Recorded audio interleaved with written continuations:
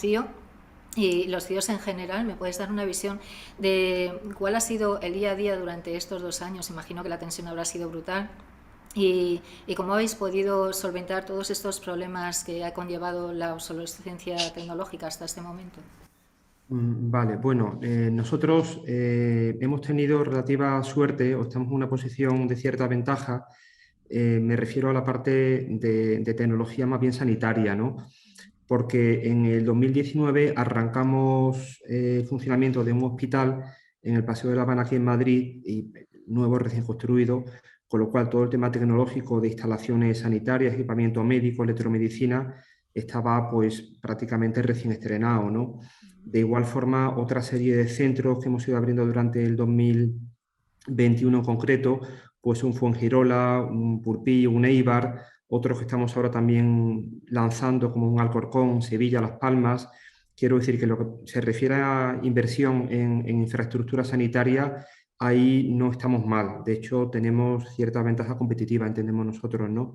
Y luego ya en la parte más de equipamiento TIC o sistemas de información, pues, hombre, ha sido un reto durante estos 2 años de pandemia, donde hay aspectos como se han comentado ya en el debate, la parte de teletrabajo, la parte de conectividad, la parte de ciberseguridad, donde ha habido que hacer un esfuerzo, pero yo diría que las bases las teníamos razonablemente bien cubiertas, teníamos un plan de evolución digital en marcha y, bueno, ha supuesto muchísimo trabajo, por supuesto, una concienciación de los usuarios en materia de conectividad remota, ciberseguridad, etcétera, pero bueno, ha supuesto trabajo y creo que los resultados han sido francamente buenos en nuestra entidad, al menos.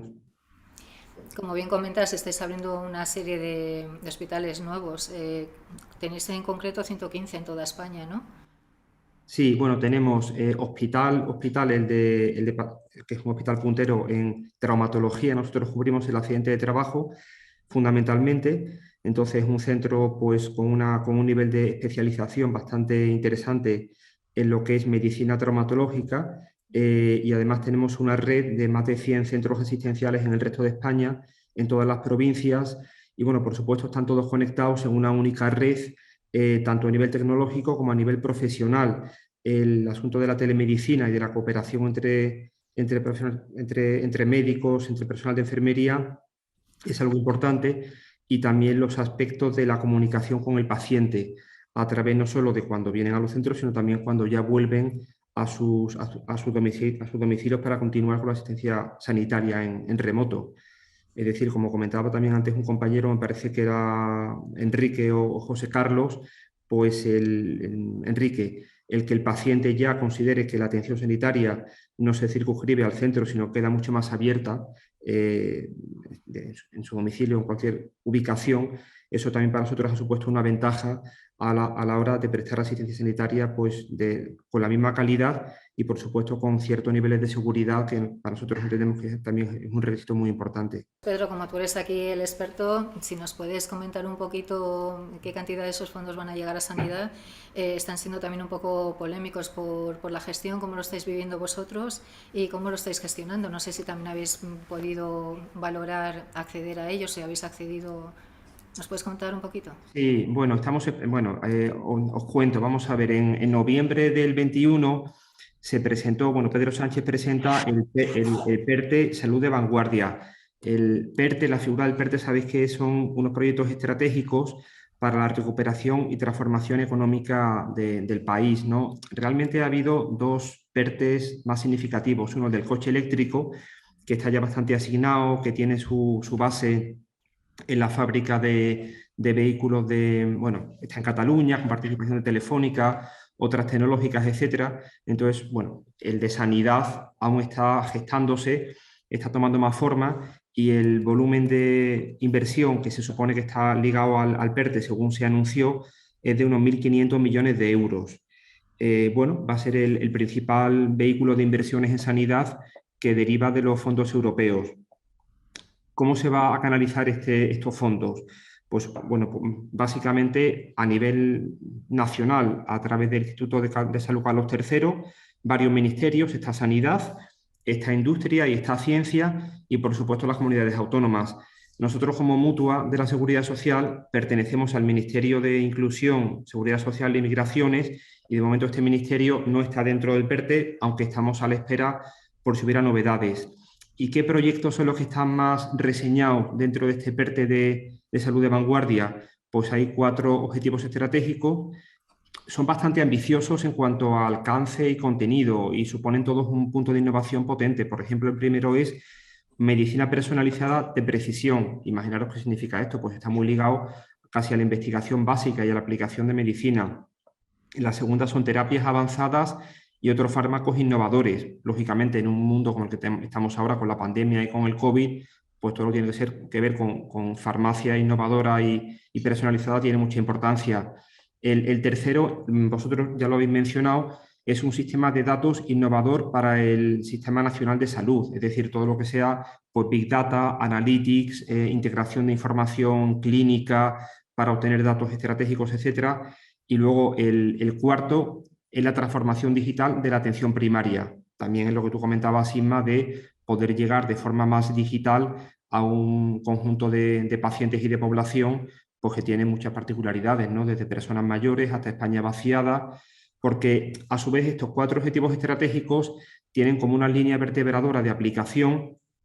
Una de ellas, por ejemplo, es la cohesión territorial y otra es la formación. O sea, no olvidemos de que los fondos europeos siempre tienen que tener en cuenta pues, estos criterios de cohesión territorial y de inclusión, que para nosotros ya, por supuesto, es una asignatura pendiente. Entonces, bueno, ves que son proyectos muy ambiciosos, algunos son de cierto carácter científico, otros son de aplicación directa a la atención primaria y al Sistema Nacional de Salud. Entonces, nosotros como Mutua de la Seguridad Social, pues estamos esperando quizás que cuando se concrete todavía más, pues hombre, el Ministerio de Seguridad Social, Migraciones e Inclusión, pues tenga una cierta participación en este PERTE de salud de vanguardia. Bueno, queda mucho camino por andar todavía. Pues Pedro, por alusiones, ¿qué tipo de dispositivos móviles se están incorporando en los centros sanitarios y vosotros a la hora de elegir una opción, qué es lo que más valoráis? Bueno, nosotros en el tema de movilidad tenemos como 2 visiones diferentes. La primera sería la de los dispositivos de los profesionales sanitarios, que por supuesto ahí me uno a lo que ha comentado antes Enrique sobre las características necesarias en cuanto a seguridad, usabilidad, etcétera. Pero nosotros pensamos sobre todo en los dispositivos móviles que tendrán nuestros pacientes, nuestros trabajadores protegidos. Y ahí, por supuesto, que tienen una amplia variedad de dispositivos y lo que hemos desarrollado es una aplicación móvil, una app, Mi Frater Paciente, que está pensada tanto para dispositivos tipo Android como tipo iOS. Y bueno, pues, ¿cuáles son las principales características? Pues por supuesto la usabilidad, porque cualquier persona debe poder manejar esa aplicación y acceder a sus datos clínicos, a los partes, a las recetas, a las citas, a las imágenes diagnósticas, a las consultas, etcétera. Y luego la parte de seguridad. También habéis comentado vosotros que los dispositivos Samsung están certificados por el Centro Criptológico Nacional. Aquí nosotros consideramos que es importante también la adaptación de todas las aplicaciones móviles al Esquema Nacional de Seguridad. No solamente los dispositivos y también las aplicaciones, en este caso la del paciente que nosotros hemos desarrollado, sino también cuando se incorporan a nuestros centros asistenciales las redes Wi-Fi de conectividad y la seguridad. Y, por supuesto, otras aplicaciones un poco más avanzadas, como por ejemplo la admisión del paciente en urgencias de forma automática mediante temas como la geolocalización. Es decir, ya el paciente sabemos quién es, que ha llegado al centro y automáticamente a través de la aplicación ya tiene su ticket de acceso pues, a los diferentes servicios que van a ser, pues, por ejemplo, si es en el hospital, pues triaje, urgencias, diagnóstico por la imagen y luego en tiempo real que la información que se va generando durante el viaje digital del paciente en el centro sanitario se vaya actualizando automáticamente en su dispositivo móvil. Es decir, que nosotros, más allá de lo que es el propio dispositivo para el profesional, pues el ecosistema completo de movilidad lo consideramos a nivel de aplicación móvil, a nivel de usabilidad, seguridad, accesibilidad de los centros asistenciales y seguridad también. Ahora, Pedro, me gustaría que me comentaras un poco de qué manera estáis invirtiendo vosotros en infraestructura de red para dar una atención 360 grados. Vale, pues bueno, Inma, vamos a ver. Nosotros tenemos una red MPLS-IP que conecta los más de 100 centros asistenciales y el hospital en un formato en estrella, de forma que todos los centros acceden, por supuesto, a los servicios digitales que se brindan desde nuestro CPD. Por ejemplo, toda la radiografía digital que se genera en los diferentes centros en tiempo real se vuelca al PACS, a ese corazón digital que tenemos instalado y que recibe información pues, de la radiología digital, pero también de la información que se procesa en los quirófanos a nivel de imagen médica, es decir, toda la historia clínica, electrónica, digital, multimedia, va a alimentar ese PACS y eso también permite que cuando los pacientes se conectan a través de la aplicación de la que hemos hablado hace un momento o bien a través del portal del paciente, pues pueden acceder a esta información propia con seguridad.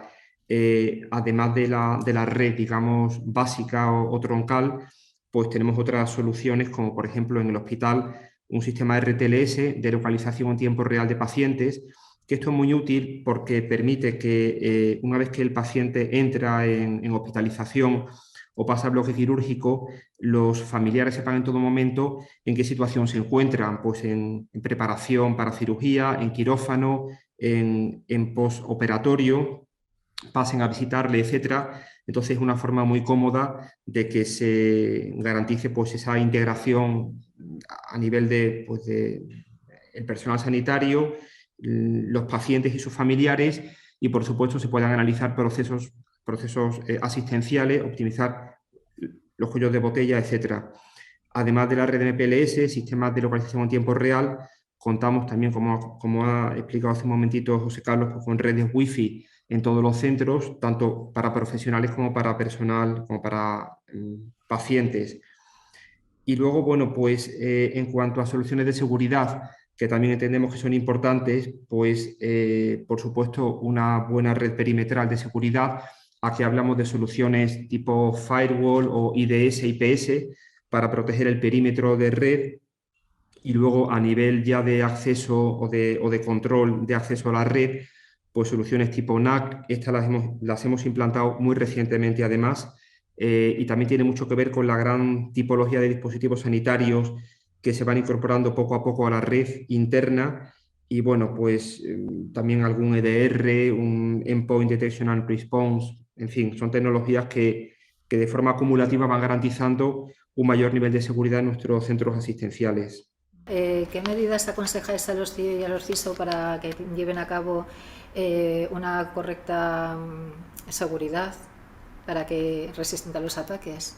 Hemos hablado de estas soluciones, digamos, más tecnológicas o más pegadas al producto o a la implantación de herramientas de seguridad. Pues hemos hablado de la NAC para control de acceso, del EDR para proteger el endpoint, de DLP para prevenir la fuga de información, de SIEM para gestionar logs y correlar datos, y de SIPS para prevenir ataques desde el exterior. Temas de cifrado también se han comentado. Por supuesto, la VLANs o la segmentación de las redes para no mezclar tráfico ni acceso de diferentes usuarios, doble factor de autenticación, también lo ha comentado Enrique, la gestión de redes, pen testing, nosotros también los hacemos de vez en cuando, pero luego hay una parte importante que está más ligada al proceso de la seguridad, donde nosotros hacemos mucho hincapié, ahí está todo el tema de confidencialidad y gestión de perfiles, gestión de usuarios, identidades, que te permite no dejar, digamos, flecos y que de repente te quede un usuario por ahí de alguien que se ha dado de baja en la entidad o un médico externo que viene a trabajar contigo, ¿no? Esa parte no es tan tecnológica, pero tiene más que ver con el diseño de esa arquitectura de gestión de la seguridad. Y luego, otra capa, incluso por encima, es la concienciación de usuarios finales. Al final hemos comentado que el usuario final, nosotros somos los eslabones más débiles de la cadena. Decía Borja que un usuario abría un correo que no debería haber abierto, pues también esa parte de la concienciación y de la formación y de los ejercicios de falsos ataques que se llevan a cabo para identificar cuáles son las personas que más formación pueden requerir, etcétera, también son importantes. O sea, al final vamos desde la parte más básica de productos y tecnologías de seguridad hasta la gestión de los procesos de acceso, confidencialidad y, por supuesto, la parte de concienciación de usuarios y formación. Esa para nosotros también es muy importante en nuestra pila de seguridad. ¿En qué medida la nube está ganando peso dentro del sector de la sanidad y si sigue siendo la seguridad uno de los mayores temores que siguen teniendo para no acceder a la nube? Una vez que pasas a la nube, la vuelta atrás ya no tiene sentido, pero nosotros somos bastante cuidadosos a la hora de analizar cuándo ir a la nube, en qué tipo de servicio. Hacemos un business case donde, aparte de temas de seguridad, por supuesto, y de oportunidad tecnológica, tenemos también en cuenta el asunto del coste, porque es verdad que partimos de una situación en la que tenemos un CPD funcionando, instalaciones on-premise con un nivel de amortización y de costes hundidos bastante interesante. Entonces, el salto a la nube no siempre tiene sentido, o al menos si no tienes una mejora en cuanto a accesibilidad universal, por ejemplo, o compartir, como habéis comentado, por ejemplo, datos con otro tipo de entidades en las que tengas que ir a una anonimización para estudiar temas de Big Data. Es decir, el business case lo hacemos con bastante rigor porque hay veces que no te merece la pena ir a la nube hasta que merezca la pena. Entonces, ahí somos ciertamente prudentes. ¿Pero esto es algo generalizado en el sector sanitario o vosotros concretamente? No, no tiene por qué. Es decir, esto entiendo que este business case tienes que hacerlo siempre, estés en sector sanitario, bancario, industrial o logístico. Es decir, sanitario, por supuesto, tiene unos condicionantes adicionales de un mayor exigencia de seguridad, por ejemplo, pero bueno, este análisis hay que hacerlo siempre. En el entorno doméstico, por ejemplo, te sale claramente muy beneficioso irte a la nube, o sea, tiene muchísimas ventajas y por eso todo el mundo se va, ¿no? O sea, no tiene sentido montarte en tu casa ningún tipo de dispositivo, ni de almacenamiento, ni de tal. Pero a nivel de empresa o a nivel de institución, pues hombre, tienes que mirarlo con un poco más de cuidado. Pedro, pues terminamos contigo. ¿Cómo Sí, gestionáis vosotros? yo quiero disentir para introducir algo de polémica en el debate que ha habido poca, porque nosotros trabajamos la usabilidad de los sistemas con los profesionales sanitarios. ¿Por qué? Porque además de saber mucho de medicina, curiosamente durante estos últimos años se han hecho unos auténticos expertos en tecnología, pero no sabéis hasta qué punto. Es decir, nosotros tenemos personal de enfermería, traumatólogos, médicos, que cuando nos sentamos con ellos nos dan un baño en usabilidad por muchos motivos, porque lo usan a nivel particular, porque hay gente muy inquieta, porque trabajan en varias organizaciones simultáneamente, por la mañana, por la tarde, con lo cual tienen perfectamente claro cómo debe ser el sistema que tienen que utilizar, incluso desde el punto de vista de la seguridad y, por supuesto, de la productividad. Entonces, nuestro mayor foco de aprendizaje y de formación en temas de usabilidad son los usuarios sanitarios, que nos están continuamente enseñando cómo hacer mejores sistemas para que los utilicen en su día a día. Y de ellos aprendemos muchísimo y nos dejamos guiar por ellos. O sea, digo por... No, no, totalmente de acuerdo, ¿eh? Tú dices el cómo. Yo decía el que hacerlo sencillo. El cómo es como tú dices. Estoy totalmente de acuerdo. Yo, Metodología ya y hacerlo así de esa manera es fundamental. Contar con el yo, usuario, está claro. perdona. Yo, Pedro, como has querido aquí polemizar al final, yo también discrepo contigo. Yo creo que tienes la suerte de contar con un personal sanitario muy, muy tecnológico. No es así en otros centros. Ahora que no me escucha, mi mujer es médico en el Hospital Clínico de Madrid. Y hay varios factores para que no sean tan tecnológicos. Primero, un personal personal mayor, que no es muy tecnológico. Y si ves las herramientas que utilizan, pues dejan que desear, ¿no? Estoy hablando de un hospital público, ¿no? Desde la conexión al correo corporativo, que se pueden conectar desde casa de cualquier manera, sin ningún doble factor de autenticación ni nada parecido a los recursos en general, ¿no? Un cambio de sistema informático, de aplicación del laboratorio, por ejemplo, pues supone unos meses de aprendizaje muy duro para el personal. En resumen, creo que tienes suerte porque tienes un personal sanitario por encima, muy por encima de la media en cuanto a conocimientos tecnológicos. Pero estoy de acuerdo con Enrique, tampoco tienen por qué tener un gran conocimiento tecnológico, ¿no? Si lo tienen, perfecto. Sí, tenemos suerte en ese sentido. Yo a estas horas ya no voy a polemizar más. No me tomas cizaña. Estamos de acuerdo en esencia. Muchas gracias a los 4 por habernos adentrado un poco más en el mundo de la tecnología dentro del mundo sanitario. Y nada, espero contar con vosotros en otra ocasión. Pues muchísimas gracias, Inma, también al grupo TAI y a mis compañeros de debate, Enrique, José Carlos, Borja, muchísimas gracias por vuestras aportaciones.